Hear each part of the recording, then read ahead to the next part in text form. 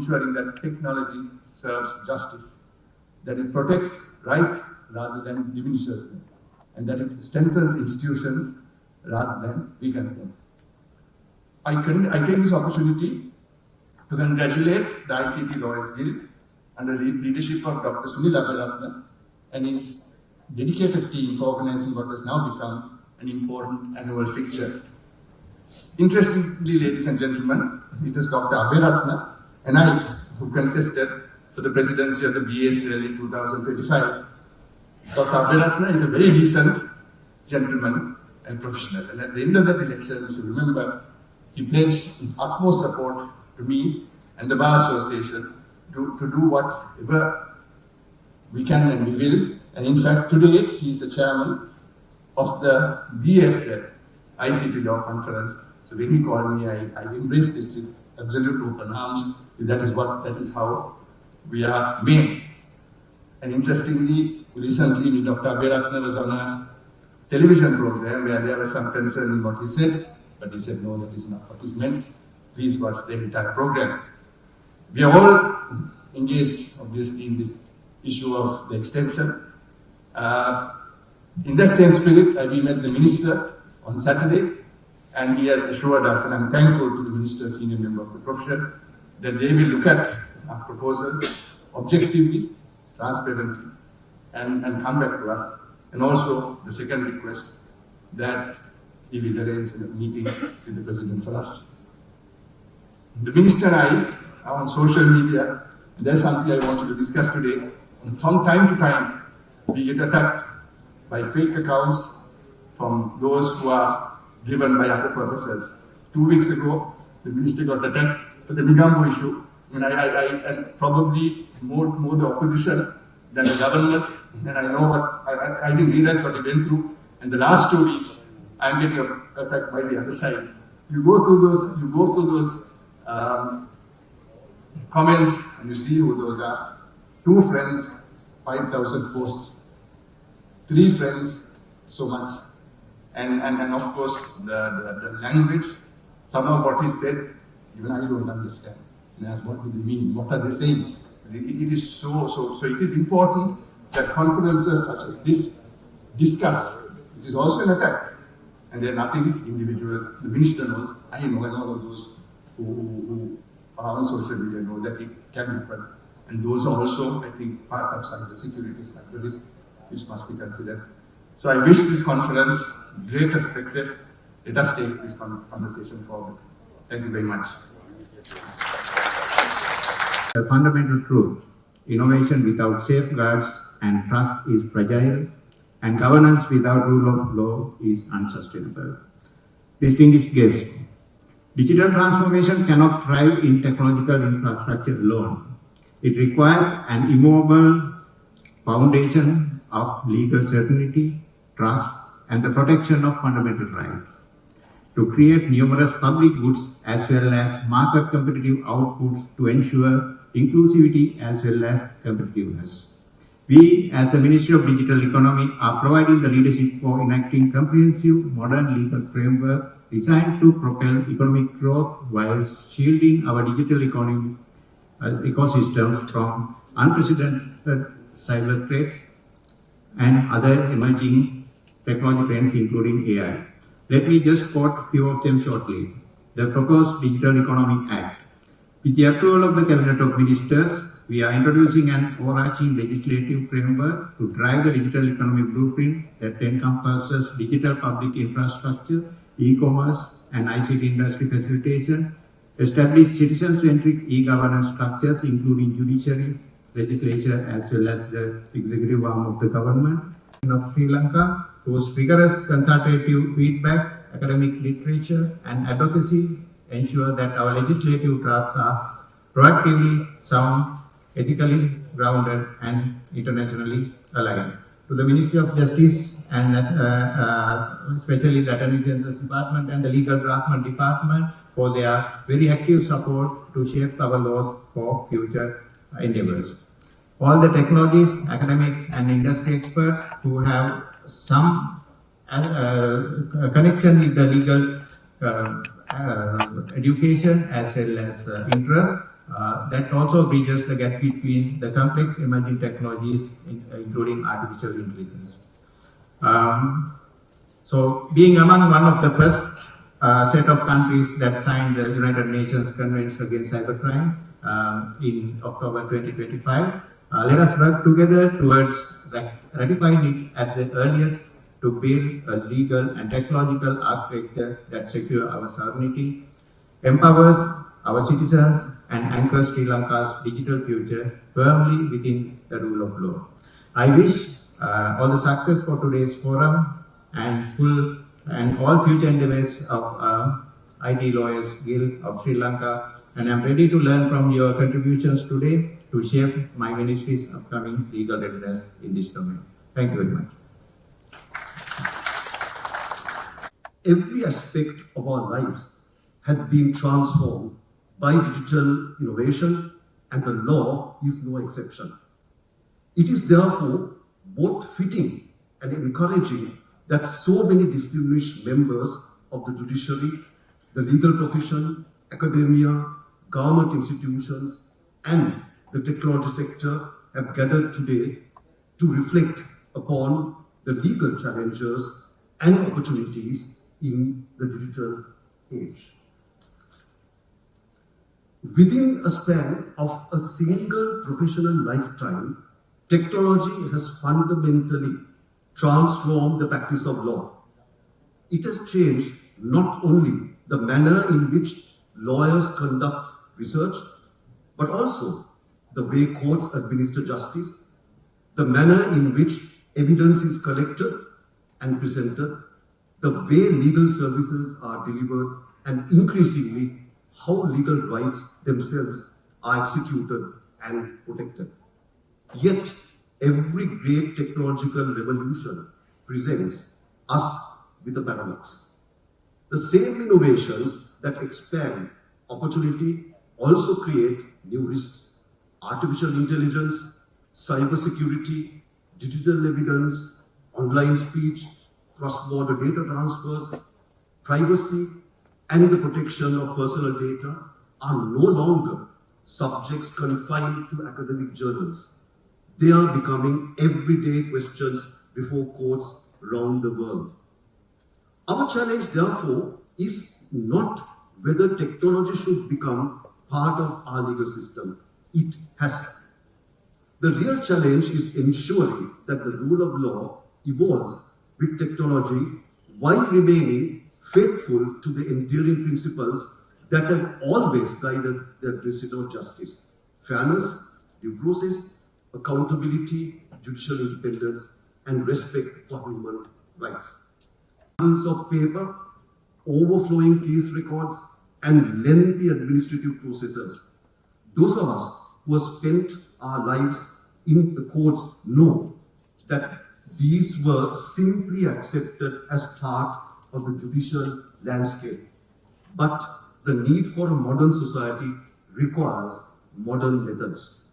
It is therefore my privilege to acknowledge the visionary leadership of His Lordship, the Honourable Chief Justice, whose commitment to the digital transformation of our judiciary deserves our highest appreciation. The e-courts initiative is not merely about introducing computers into courtrooms or replacing paper with electronic files. Its true purpose is far more significant.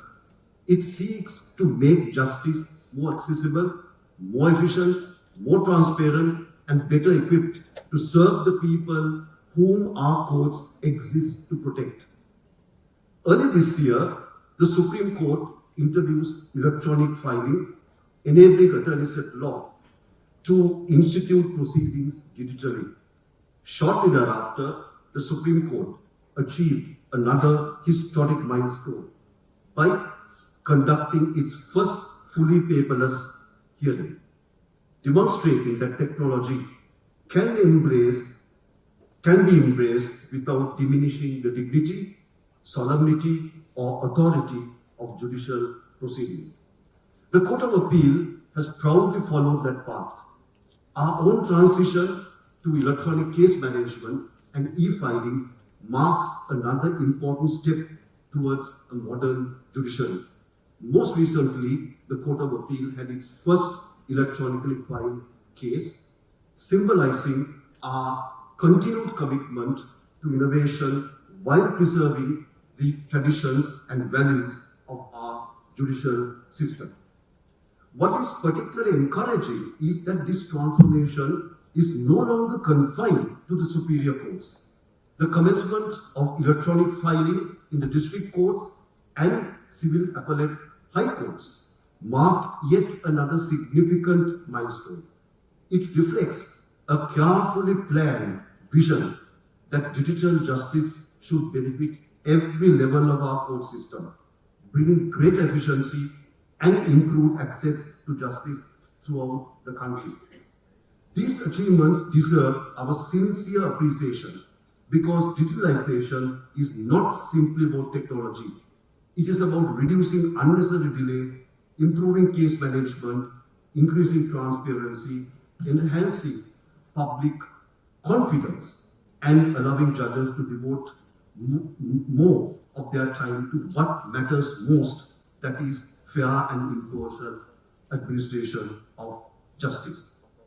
Transforming a centuries-old institution is never an easy undertaking.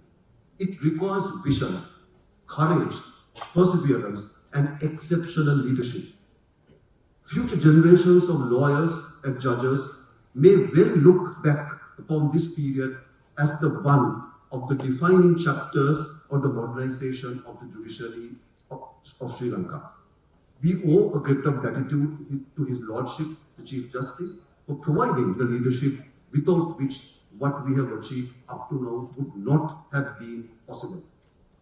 However, modernizing the administration of justice requires more than technological infrastructure. It also requires informed discussion, continuous learning, and meaningful collaboration among all stakeholders. That is precisely why today's conference is important. I wish therefore to acknowledge the dedication and vision of Dr. Sunil Abeyratne, Attorney at Law and Chairman of the ICT Lawyers Guild, whose initiative and leadership has made this conference possible. I also wish to acknowledge the contribution made by members of the ICT Lawyers Guild towards the organizing of this event. Much of the work behind an event of this nature remains unseen, but it is no less important. Through conferences such as this, through legal scholarship, professional education, and thoughtful engagement with emerging technologies, the Guild is making a valuable contribution to the development of ICT law in Sri Lanka and to the continuing education of our legal profession. As lawyers and judges, we have always adapted to change. We adapted from handwritten pleadings to typewriters, from typewriters to computers, from printed reports to online databases. Today, we stand at the threshold of another transformation, one driven by artificial intelligence, cybersecurity, digital governance, and technologies that are evolving faster than legislation itself. I'm confident that today's deliberations will stimulate new ideas, encourage meaningful collaboration, and contribute to the continued development of ICT law in Sri Lanka. I congratulate the ICT Lawyers Guild on organizing this outstanding conference, and I wish each and every participant a productive, engaging, and intellectually rewarding day. Thank you. 21st anniversary. I first came here in 2005, so I'm very pleased to be back here today. I'm also very honoured to be sharing the high table essentially with very distinguished guests, but I won't go through the list of names because A, it would take too long, and B, the names are quite complicated for an Englishman to say. But I would like to, in particular, record my thanks to Sunil, who I first met a mere 24 years ago when we both had much more hair. And I'm very pleased to be back here presenting to you on the subject of regulating the cybersecurity. So, the task given me in the 24 minutes, and I'm going to stick to time, is to talk about regulating for cybersecurity. And really, this is an area which historically has been the poor relation in respect of the development of ICT technologies. And I describe the current situation as one of London buses. It's a saying from London many of you will be familiar with. You wait for a bus for a very long time and then they all come at once. And this is what I think we are seeing in the field of cybersecurity. Historically, there has been an underinvestment in cybersecurity. Because the whole philosophy of the growth of ICTs has been one of move fast and break things. We want to have more technology, we want to integrate that technology into our lives, and that has come at a cost.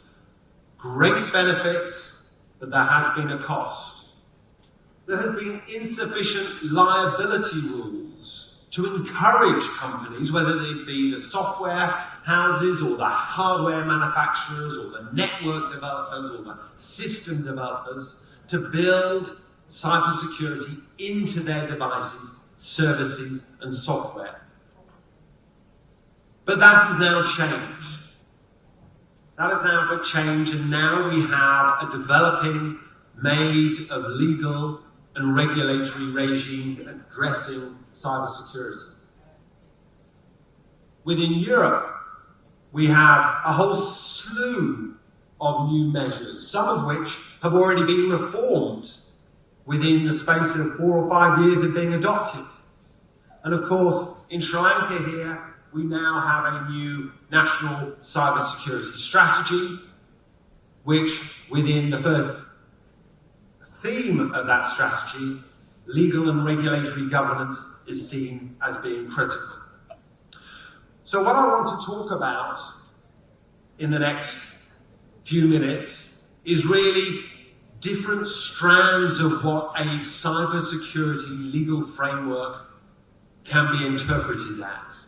And these strands, I hope, will inform the discussion over the course of today about the relative importance, about how Sri Lanka should respond to the needs of cybersecurity, and to reflect upon international and regional best practice.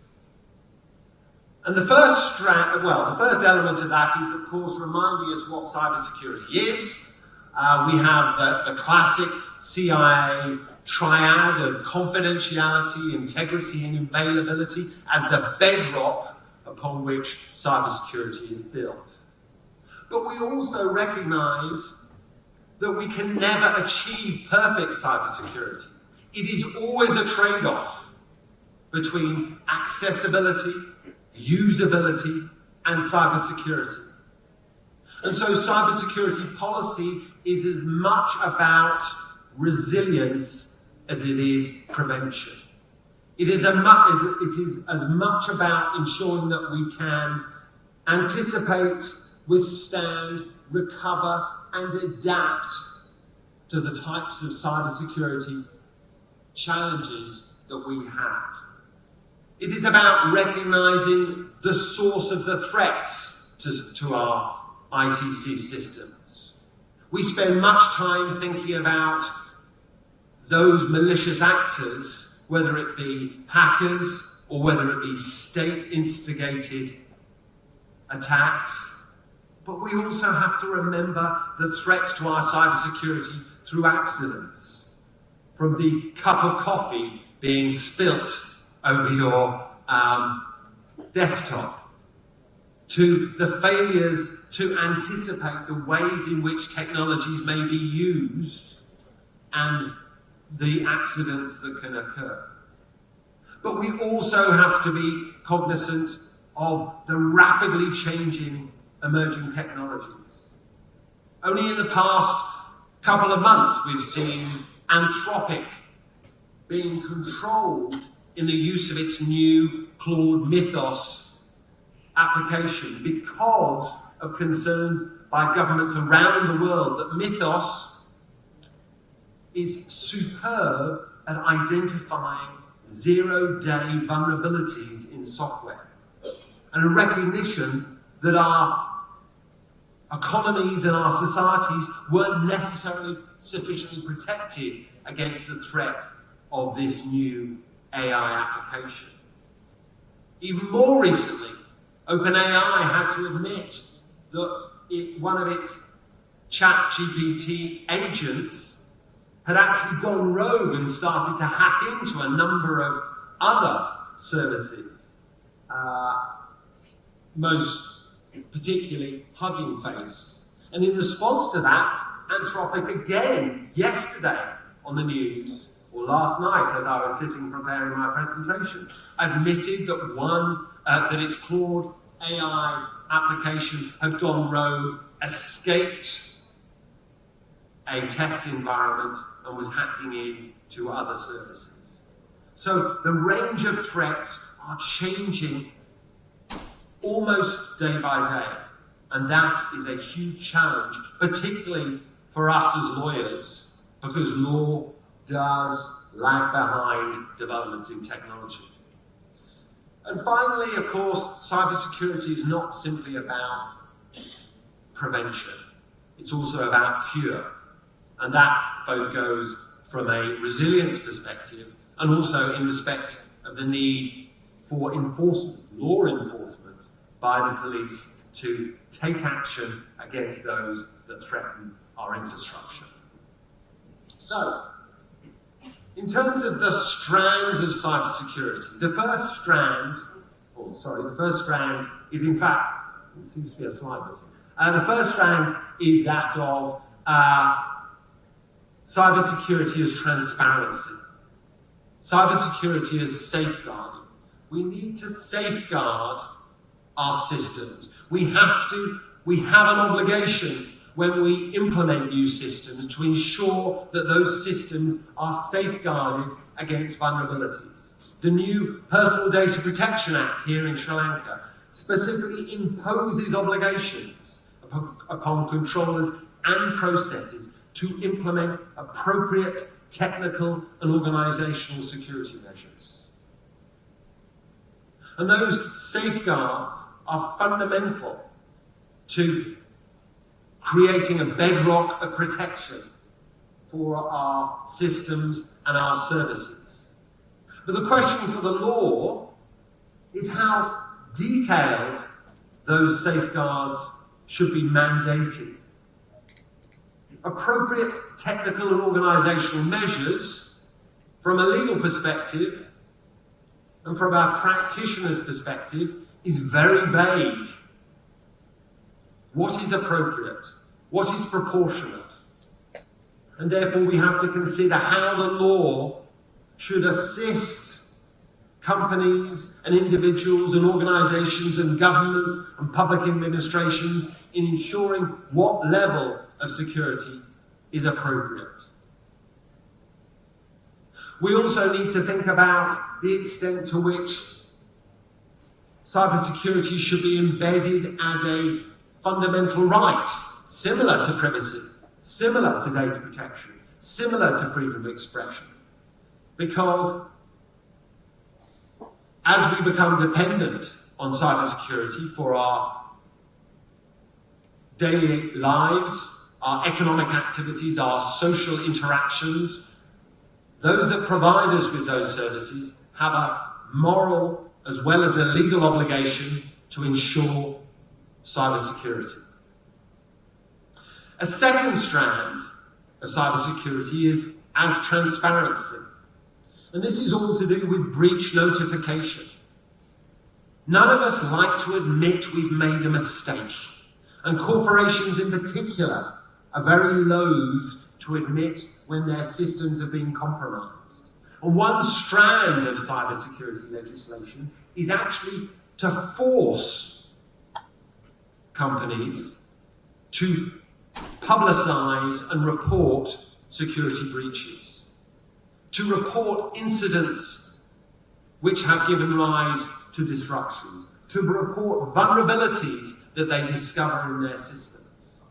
And this transparency is absolutely central to an effective cybersecurity response.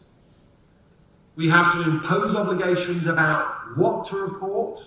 We have to impose obligations about when to report those breaches. And we have to impose obligations about who those breaches should be reported to.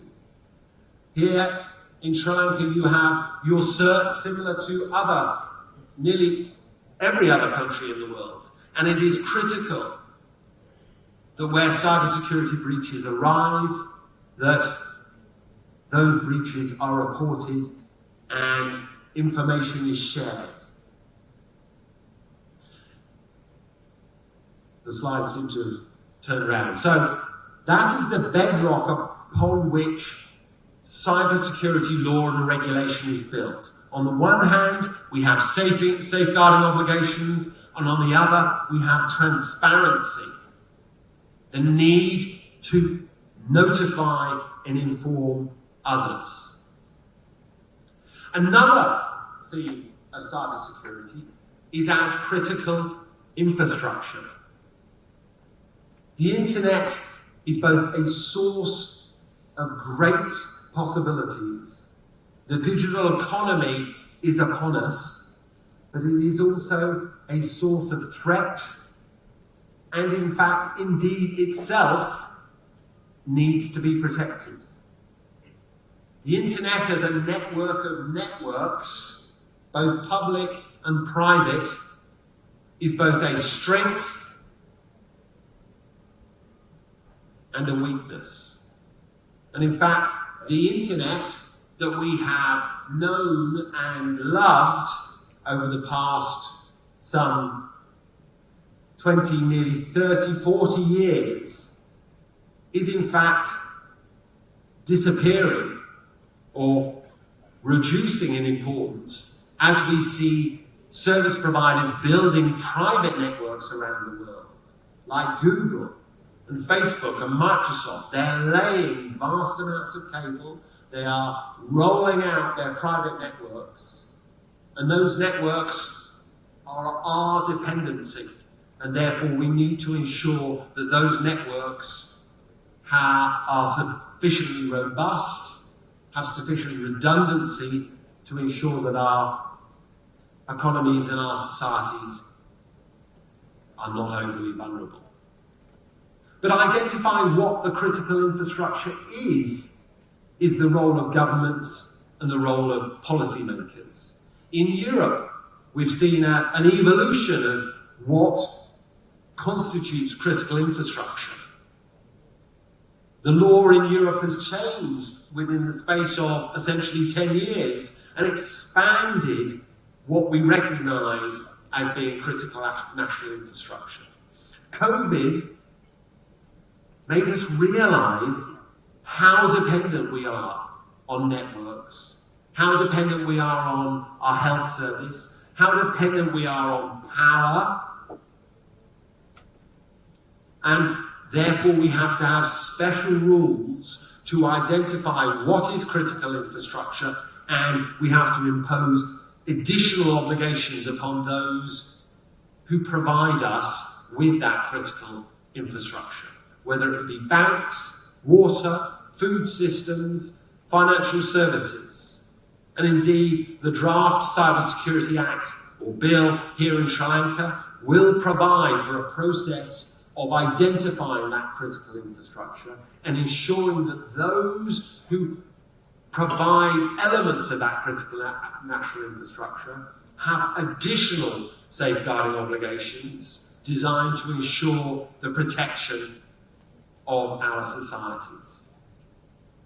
I mean, one of the most recent examples that has come to the fore in Europe, and is of course important, critically important to a country like Sri Lanka, is submarine cables.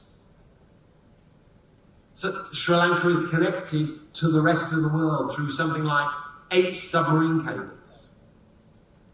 And we, in the United Kingdom, of course, as an island similar to Sri Lanka, are also dependent on submarine cables. But in an era of global conflict, where Russia is engaged in a war with Ukraine, and Russia has been found guilty of tampering with submarine cables, the degree of vulnerability is something that must be at the forefront of governments, policymakers, and legislators. Another strand of cybersecurity is, of course, standards. Because Sri Lanka is not an island, it is part of an international digital economy, and its cybersecurity, therefore, has to reflect best practice on a global basis. And there are a whole range of both de facto and de jure standards out there for companies, for governments, for organisations to adopt and comply with. We have seen multi-factor authentication become the norm within the space of roughly 10 years. We have seen end-to-end encryption becoming the standard way in which we communicate securely with others and how we store data. Again, within the cybersecurity bill, there is going to be a process of accreditation and certification of entities for their cybersecurity. We need to promote and encourage companies to adopt standards to accredit and certify themselves as being appropriately secure. Another strand of cybersecurity, though, is the endpoints, the products, the things that we love. And you know what we love. We love our handsets, we love our telephones. And of course, in any cybersecurity environment, the endpoints are the weakest link. And therefore, we need to ensure that our law reflects not just the systems and the services we depend on, but the devices that we use. In Japan, there is an ongoing notice project which required new legislation under which the government, in association with Japanese internet service providers, query IP addresses throughout Japan to test whether households who have implemented IoT devices, whether it be doorbells or thermostats or some sort of Internet of Thing, to what extent they are secure. And as you can see from the statistics here, they identify every month, every day, new devices being connected to the internet, which either have weak passwords, vulnerable firmware, or already contain malware. And so we have to ensure that part of our cybersecurity response, from a legal and regulatory perspective, covers the endpoints, the devices that we connect to the internet. Another strand that has emerged recently in respect of cybersecurity is that of digital sovereignty. And that again goes back to the strategic autonomy that countries like the United Kingdom and Sri Lanka can continue to have within a digital economy. Because we are so dependent on other countries for our silicon chips, for our services, for our equipment. And part of the response to that in Europe is to say, well, to what extent should we impose localization requirements upon certain systems and services to protect the European economy from its strategic dependency on other jurisdictions? And in Europe at the moment, this is developing as an issue. New proposals to ensure that cloud and AI development occurs within Europe. But the big question is, to what extent does geography actually matter?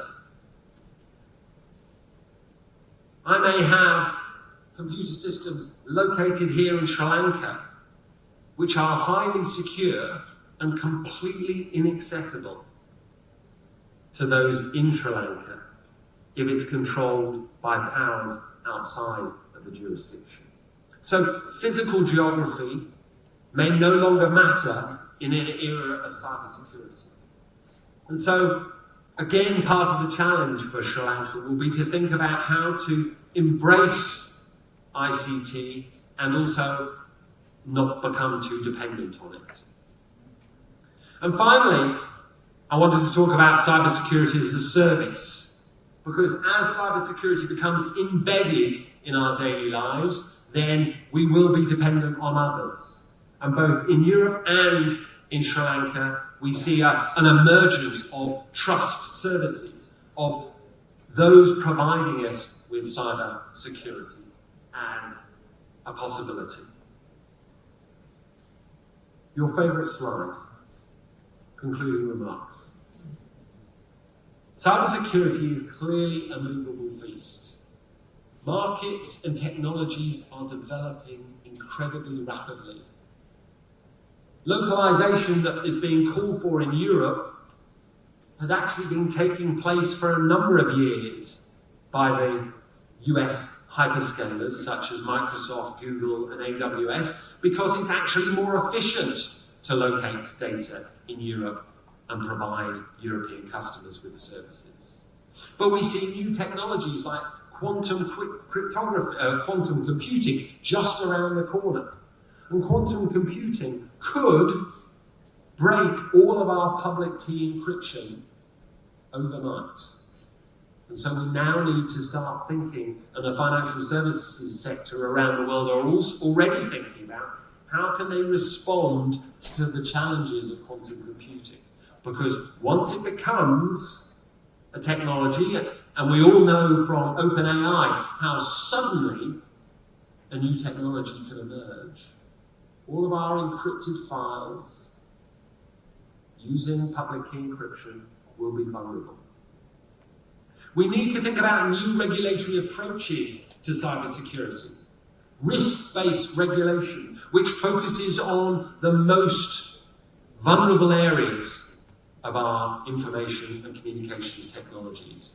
That's part of the critical national infrastructure. We need to think about what are our motives when adopting cybersecurity regulation, because there are trade-offs, because there are conflicting objectives, and it will not always be possible to achieve the highest levels of cybersecurity, whilst at the same time maintaining the flexibility and the possibilities of the modern digital economy. And finally, though, it's a transnational imperative, cybersecurity. Isolation is neither an option nor a possibility, and therefore I very much welcome the cybersecurity strategy that Sri Lanka has adopted. The law and the regulation will be a part of that, but it is by no means the only part. It is only by working not only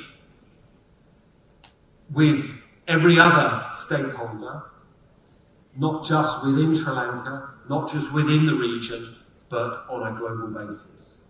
So thank you very much for listening to me, and I hope the rest of the day is both enjoyable as well as useful. Thank you very much.